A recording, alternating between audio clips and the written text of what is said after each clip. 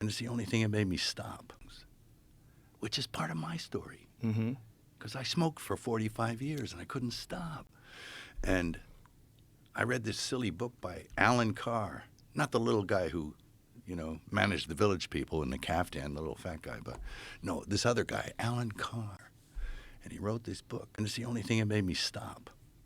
So it worked like crazy. But The book made you stop? Like, what the was book made me stop. I was in read the this book? book. It was the book called The Easy Way to Stop Smoking. And it's a silly title, right? And it was sad. My son gave it to me. He said, "Stop smoking, Dad. Here's this book."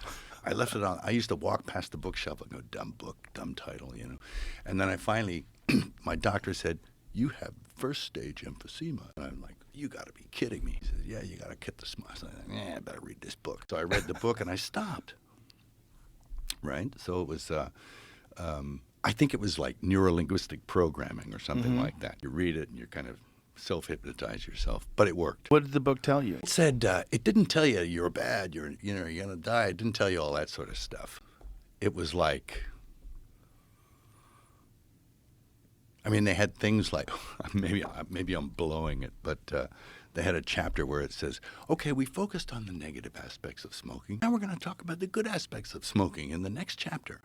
And then you turn the page and the page is empty, And it's just a trick. It's a mind trick. The whole thing was a mind trick, but it worked. And I don't know why it worked. But it was sort of like self-hypnosis while you're reading the book.